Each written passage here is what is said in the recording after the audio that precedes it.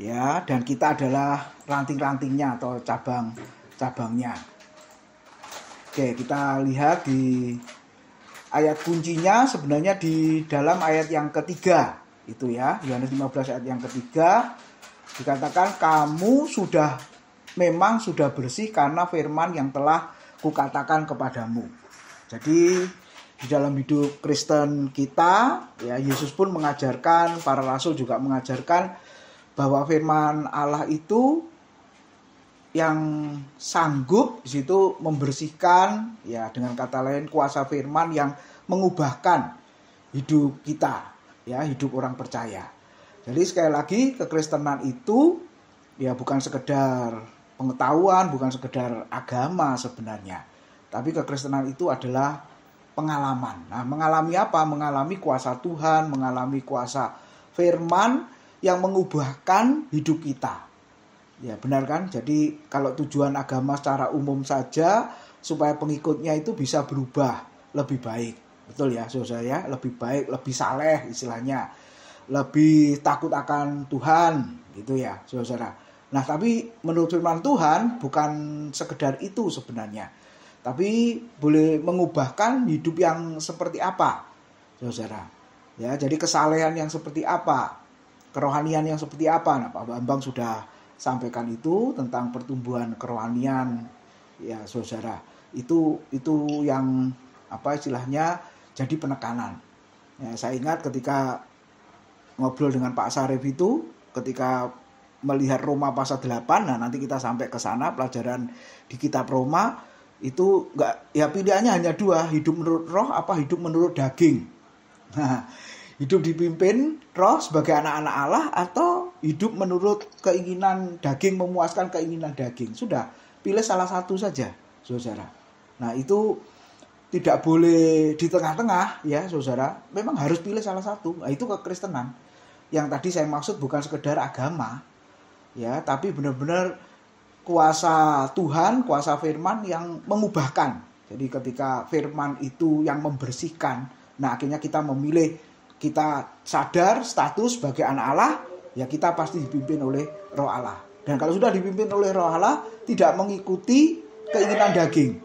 Sebab keinginan roh berlawanan dengan keinginan daging. Nah itu yang dikatakan oleh firman Tuhan ya Bapak Ibu. Jadi istilahnya ya orang berkata, waduh susah ya Pak, sulit. Ya bukan berarti kan tidak bisa, saudara. Tapi memang arahnya ke sana, saudara. Arahnya memang ke sana.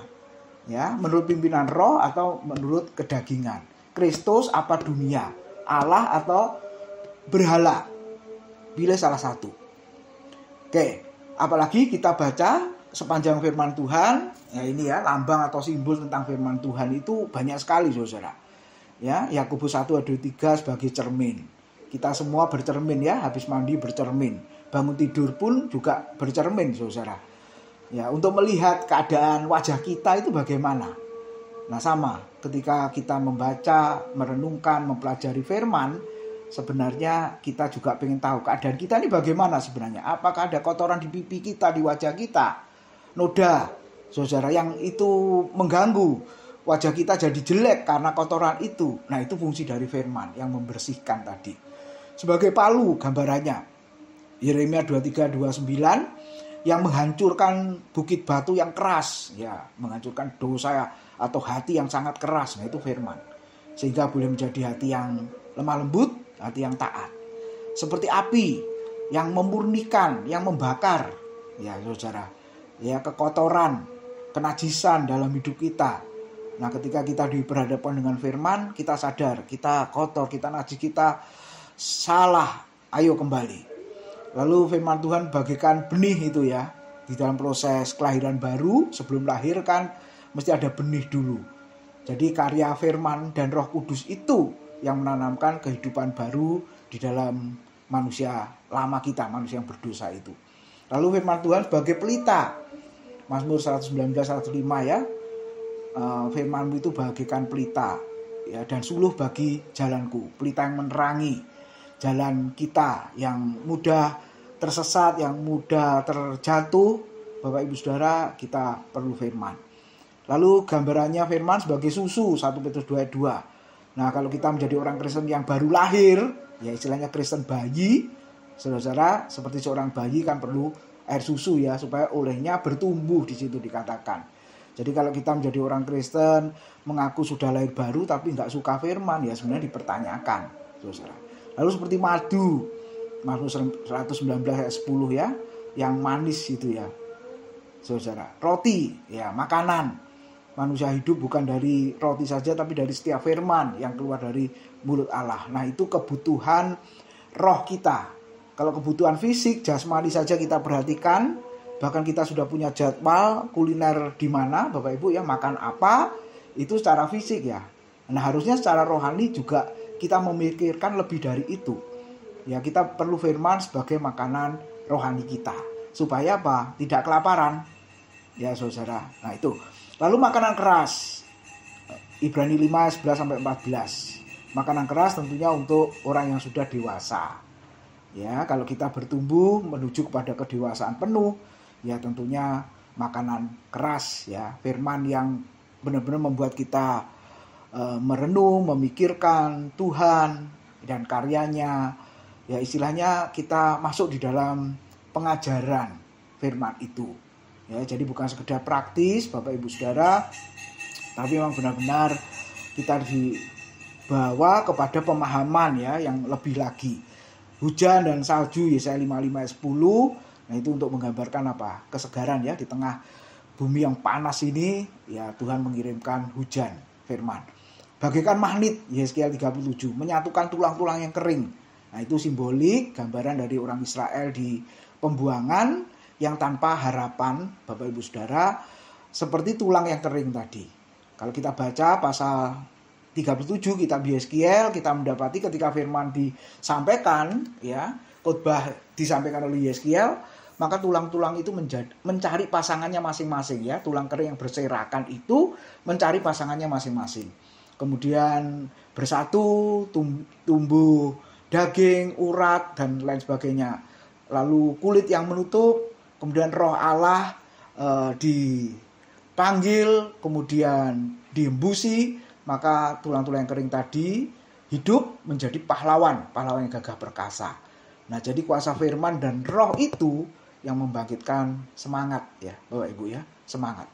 Logam mulia ya, firmanmu bagaikan emas. Nah, harga emas kan naik gitu ya, saudara ya.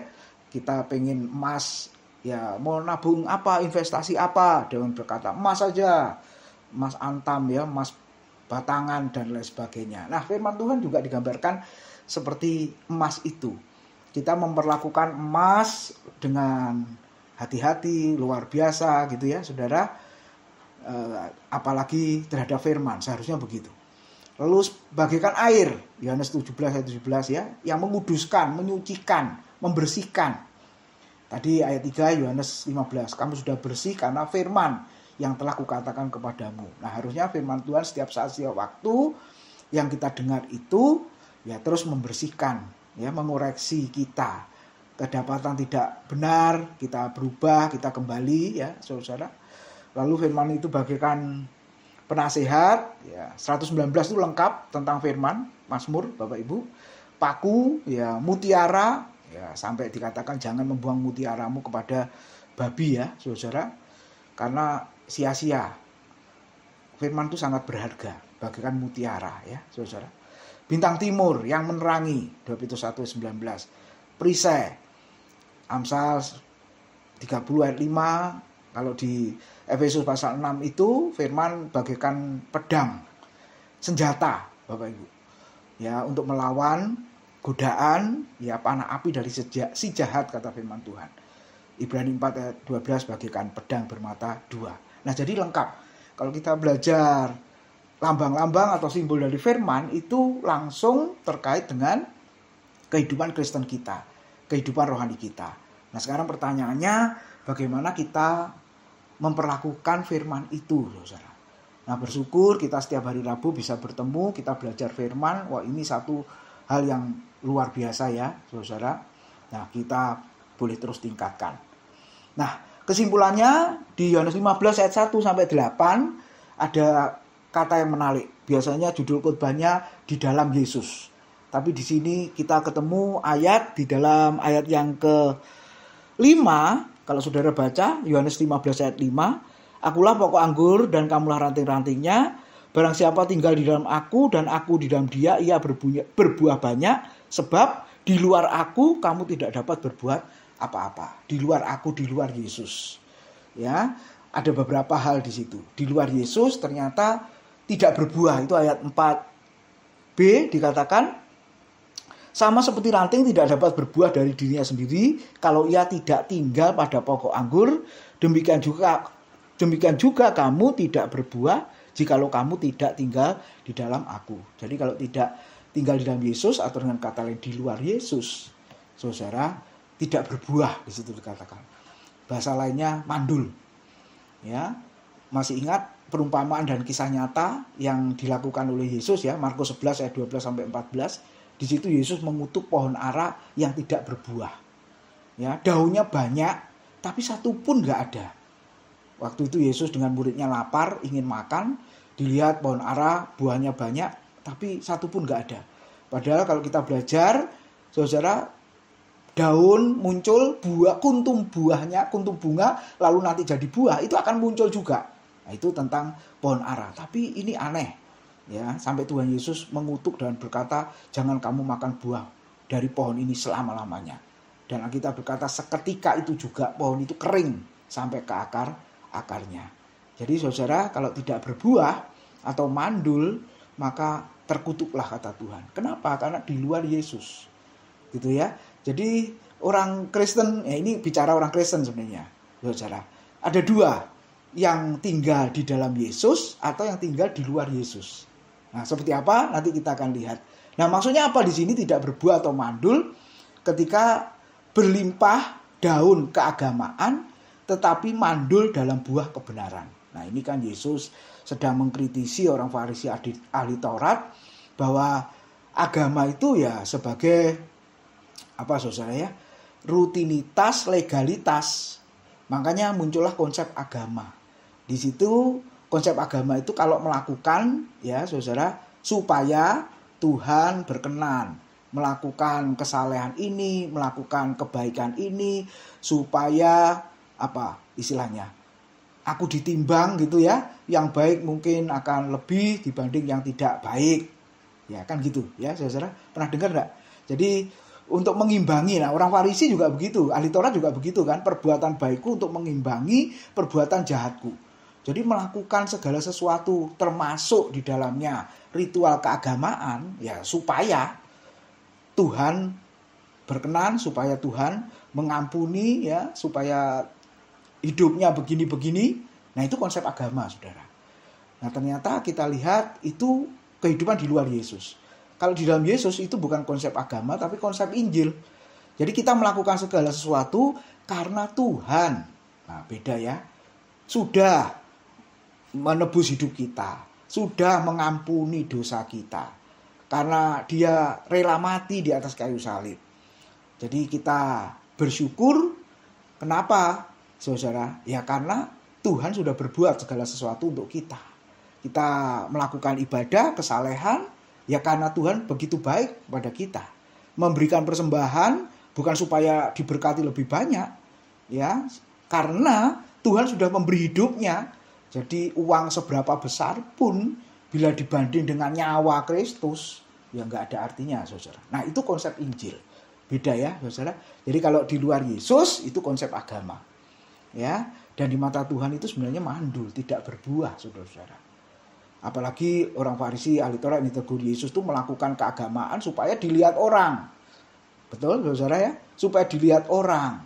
Mereka cepat-cepat menduduki kursi Musa, kursi kehormatan itu supaya orang melihat, ya menghormati, sampai disimpulkan memang mereka lebih suka penghormatan manusia dibanding penghormatan Allah. Nah, itu kehidupan di luar Yesus. Dan Tuhan berkata yang pertama, kamu pasti tidak akan berbuah. Lalu yang kedua, saudara, ayat 5b tadi, kamu tidak dapat berbuat apa-apa. Ya gitu ya, kamu tidak dapat berbuat apa-apa. Artinya apa, saudara? Kalau di luar Yesus berarti memang tidak mengandalkan Tuhan Yesus. Ya, Tuhan mau mengatakan apa? Kalau kita di dalam Yesus, Ya kita mengandalkan Tuhan, saudara. Nah seperti kemarin ya, kebakaran, angin puting beliung menghabiskan, merusakkan. Aduh, saudara, apa yang diandalkan coba? Iya kan? Apa yang mau dibanggakan? Apalagi kalau kita ke ibadah penghiburan. Ya, orang kaya sekalipun, orang terhormat sekalipun, orang punya pangkat hebat sekalipun, yang datang banyak, karangan bunganya banyak. Wah, saya pernah melihat melayani saudara satu keluarga, karangan bunganya itu loh sampai di parkiran itu loh, dia biasa itu. Wih, luar biasa saudara. Tapi kalau sudah dipanggil Tuhan, ya apa yang dikatakan Alkitab? Hidupmu seperti uap, kabut yang sebentar kelihatan lalu lenyap, lalu sirna. Seperti uap kelihatan kemudian lenyap, dan lenyapnya cepat lagi kalau uap itu. Ya, saudara. Masakan ibu-ibu lalu tutup masakannya dibuka, ada uapnya, habis itu uap terus ya? Enggak juga. Nah, seberapa umur yang Tuhan berikan kepada kita, ya itulah keadaannya. Saudara. Jadi apa dalam hidup kita itu? Ya, kalau di luar Yesus tadi dikatakan tidak dapat berbuat apa-apa karena kita mau mengandalkan apa? Bisa memberi hidup, uang yang sangat banyak itu bisa menggantikan nyawa kita, saudara, dengan uang yang sangat banyak itu tidak bisa. Ya, kalau sudah waktunya dipanggil Tuhan, ya sudah, uang pun tidak bisa menolong lagi. Ya, saudara. Satunya lagi saya berkata, Alkitab mengatakan hidup manusia seperti rumput. Ya, musim hujan rumput liar tumbuh di mana-mana. Ya, perumahan tempat saya ini kaya rumput, saudara-saudara.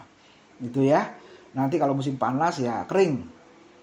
Apalagi kemegahan manusia, kemuliaan, kebanggaan manusia seperti bunga rumput. Nah, bunga-bunga matahari atau bunga mawar yang baik dilihat ya Bapak Ibu.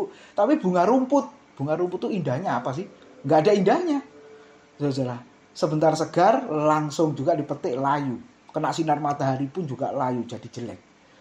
Jadi diingatkan sekali lagi, di luar Yesus tidak ada yang kita andalkan. Seperti rumput itu tadi.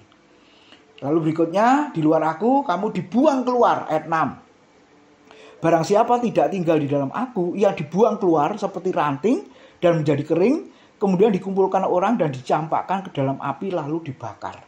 Dibuang keluar seperti ranting lalu dikumpulkan, kemudian dibakar. Nah, ini menunjukkan apa? Kebinasaan ya, Bapak Ibu Saudara. Di luar Yesus mengalami kebinasaan. Kenapa? Karena Yesus itu kehidupan. Kebinasaan berarti kematian, saudara. Kematian kekal. Lawannya kehidupan yang kekal. Lalu ayat berikutnya tentang doa ya, di situ. Di luar Yesus doa tidak dikabulkan. Nah, doa apa di situ? Bukan doa untuk minta yang lain-lain ya konteksnya. Doa untuk berbuah. Ya itu konteksnya ya. Doa untuk berbuah, saudara-saudara. Itu pun gak dikabulkan kalau kita di luar Yesus. Lalu yang terakhir ayat 8. Saudara, dalam hal inilah Bapakku dipermuliakan, yaitu jika kamu berbuah banyak, dan dengan demikian kamu adalah murid-muridku. Jadi di luar Yesus kita tidak pernah menjadi murid Kristus yang sejati. Nah ini yang harus kita ingat. Jadi tetaplah percaya kepada Yesus atau tinggallah tetap di dalam Yesus, saudara. Oke, itu kesimpulan pasal 15 ayat 1 sampai 8. Saya lanjutkan satu perikop lagi, yaitu ayat 9 sampai ayat yang ke-17, saudara, yaitu tentang tinggal di dalam Yesus, di dalam kasih Yesus, saudara. Oke, kita lihat dulu ayatnya. Yohanes 15 ayat 9 dan 10 dulu. Seperti Bapa telah mengasihi aku, demikianlah juga aku telah mengasihi kamu. Tinggallah di dalam kasihku itu. Jikalau kamu menuruti perintahku, kamu akan tinggal di dalam kasihku, seperti aku menuruti perintah Bapakku dan tinggal di dalam kasihnya. Nah, jadi definisi sederhananya apa yang dimaksudkan oleh Tuhan Yesus tinggal di dalam kasih Kristus? Ya, sederhana Bapak Ibu. Apa itu? Ketika kita menuruti firman-Nya. Nah, jadi ketika kita menuruti firman-Nya itu sudah termasuk tinggal di dalam kasih Kristus. Dengan cara apa kita menuruti firman-Nya? Ya, terus terang membaca. Ya, saudara. Ya, jadi firman Tuhan sudah diberikan pada kita, bahkan kita bawa kemana-mana, karena ada di Android kita masing-masing. Setiap saat, setiap waktu kita bisa baca, Bapak Ibu. Ya, saya berharap itu kita lakukan. Kemudian bukan sekedar baca, tapi kita pelajari, kita mengerti, seperti malam hari ini. Dan yang terpenting, Bapak Ibu, kita melakukan seperti yang firman katakan, firman perintahkan. Nah, itu arti tinggal di dalam Yesus. Ya, jadi sudah tidak ada lagi alasan sebenarnya. Oh, aku belum bisa melakukan. Oke, kalau belum bisa. Tapi ada juga yang mengatakan, aku nggak bisa melakukan itu. Loh, kalau nggak bisa melakukan, apa artinya menjadi orang Kristen kalau begitu? Ya, mohon anugerah Tuhan, kekuatan Roh Kudus untuk menyanggupkan kita melakukan firman. Pasti Tuhan sanggupkan itu. Saudara, nggak mungkin Tuhan memberikan perintah, lalu kita nggak bisa melakukannya. Nggak mungkin. Bahkan 1 Yohanes kalau kita baca, saudara-saudara, perintahnya itu ringan, tidak berat. Oh, ya kan? Kita berkata perintahnya berat, ya firmannya berat, sulit untuk dilakukan. Tapi 1 Yohanes berkata perintahnya ringan, ya mudah. Kenapa? Karena Tuhan yang sanggupkan kita untuk melakukan. Pasti, seringkali Pak Sarip juga mengatakan itu. Kalau kita berdoa, mohon kekuatan Tuhan untuk kita mampu melakukan firman, pasti Tuhan berikan. Iya, Bapak Ibu. Dari hal yang simpel, sederhana saja. Itu ya, saudara. Itu maksudnya tinggal di dalam kasih Kristus. Nah, lalu dianalogikan di situ ayat 10, jikalau kamu menuruti perintahku, kamu akan tinggal di dalam kasihku. Nah, Yesus tidak sekedar mengajar saja, tapi dia memberi contoh ini sebenarnya. Sama seperti aku menuruti perintah Bapakku dan tinggal di dalam kasihnya. Nah, jadi Yesus mempraktekkan itu, menuruti perintah Bapa. Apa perintah Bapa? Ya, secara ringkasnya, dia lahir untuk mati. Ya, saudara. Kita juga lahir mungkin untuk mati. Ada yang menyimpulkan begitu ya. Nah, persoalan matinya kapan? Perlu waktu berapa tahun? Oke. Tapi Yesus dari kekekalan itu sudah diberitahu misinya bahwa anak Allah itu lahir untuk mati. Tapi, nah ini bedanya. Kalau kita mati secara natural, tapi kalau Yesus mati untuk menebus dosa kita. Nah, itu bedanya. Ya, saudara, seperti aku menuruti perintah Bapakku dan tinggal di dalam kasihnya. Nah, ini analoginya Yesus sebagai anak yang taat kepada Bapaknya. Taat sampai mati di atas kayu salib. Filipi pasal yang ke-2 itu, saudara. Nah, ini ya soal relasi Bapa dan anak. Nah, saudara, untuk kita merenungkan sebentar ya. Tuhan memegang hidup kita itu Bapa anak. Nah, kita semua sebagai Bapa, kita juga punya anak-anak, kita juga pernah sebagai anak, kita pernah juga punya sebagai Bapa ya, Bapak Ibu. Nah, kalau bicara relasi itu biasanya apa, saudara? Ya, Alkitab sih mengatakan Tuhan itu memegang kita pakai tangan kanan ya, saudara, tangan kanan atau tangan saja biasanya, tapi nggak pernah disebut tangan kiri. Ya mungkin kalau Bapak Ibu baca ketemu, coba tunjukkan pada kita ya, tangan kiri Tuhan gitu. Ya, tapi yang ada itu banyak diklik itu tangan kanan Bapak Ibu. Ya, oke, Yesaya ini satu contoh ya Bapak Ibu. Ini soal relasi 41 ayat yang ke-10 ya. Janganlah takut sebab aku menyertai engkau, maksudnya bangsa Israel ya konteksnya. Janganlah bimbang sebab aku ini Allahmu. Aku akan meneguhkan engkau, bahkan akan menolong engkau. Aku Tuhan akan memegang engkau, ya umatnya dengan tangan kananku yang membawa kemenangan. Jadi Tuhan pakai tangan kanan ya Bapak Ibu memegang kita, tangan kita. Lalu pertanyaannya, kita yang dipegang ini tangan kanan apa tangan kiri, saudara? Oke, ini dulu aja. Pertanyaan sederhana. Tuhan memegang kita pakai tangan kanan. Lalu kita ini dipegang tangan kanan kita apa tangan kiri kita, saudara? Yang sudah ikut kelas, jangan jawab ya, kelas Selasa. Oke, siapa dulu yang mau jawab, Bapak Ibu? Jadi Tuhan memegang kita pakai tangan kanannya. Lalu tangan kita ini yang kanan apa yang kiri yang dipegang Tuhan, saudara? Silakan kalau ada yang mau jawab. Bu Erlin? Tangan kanan, Pak. Oh, tangan kanan. Oke, Bu Rumiatun?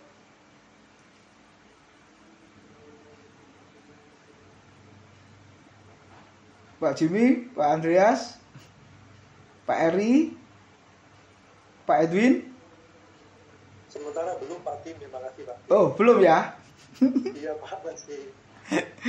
Ada yang jawab kedua tangan kita, Pak. Oke, salah gitu ya. Oke, Pak Edwin? Dua tangan, Pak. Oh, dua tangan. Kanan. Oh, kiri dan kanan. Oke. Kiri dan kanan. Iya, ya. Pak Rudi sendiri kanan apa kiri, Pak?